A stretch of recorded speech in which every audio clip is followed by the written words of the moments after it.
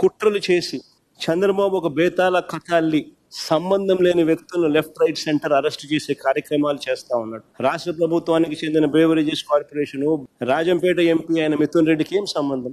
వాళ్ళ నాన్న కూడా కనీసం ఈ శాఖ కాదు, ఈ శాఖ మంత్రి కాదు. మరి ఏం సంబంధం మిథున్ రెడ్డికి? అరెస్ట్ చేసిన ధనుంజయ రెడ్డి, ఓఎస్డి కృష్ణమోహన్ రెడ్డి, వీళ్ళిద్దరికి ఏం సంబంధం?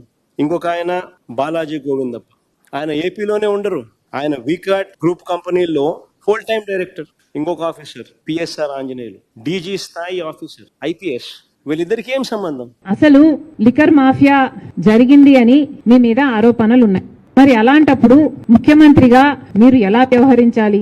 రాజశేఖర్ రెడ్డి గారు అయితే ముఖ్యమంత్రిగా ఉన్నప్పుడు లేనప్పుడు కూడా ఎంతో హుందాగా ఆయన మీద ఏదైనా ఆరోపణలు వస్తే మీకు కావాల్సిన ఎంక్వైరీ వేసుకోండి. Even on the floor of the house I remember నాన్నగారికి చెప్పారు, రాజశేఖర్ రెడ్డి గారు అన్నారు, మీకు కావాల్సిన ఎంక్వైరీ మీరు వేసుకోండి, సిబిఐ ఎంక్వైరీ వేసుకుంటే వేసుకోండి, నా తప్పు ఉంటే నన్ను ఉరి తీయండి అని కూడా అన్నాడు రాజశేఖర్ రెడ్డి గారు. మరి జగన్మోహన్ రెడ్డి గారు కూడా మీ ఏ తప్పు లేకపోతే మీరు ఎందుకు మాట్లాడలేకపోతున్నారు? మీరు వెళ్ళండి, అసెంబ్లీకి వెళ్ళండి, on the floor of the house on record చెప్పండి, ఏ ఎంక్వైరీ కావాలంటే ఆ ఎంక్వైరీ వేసుకోండి. మీరు సిబిఐని పిలుస్తారా లేకపోతే సిట్టింగ్ జడ్జితో చేపిస్తారా? మీరు ఏ ఎంక్వైరీ కావాలంటే ఆ ఎంక్వైరీ వేసుకోండి, నన్ను ఉరి తీయండి అని మీరు అనలేకపోతున్నారు అంటేనే మీరు దోషి అని ప్రజలకు అర్థమవుతుంది.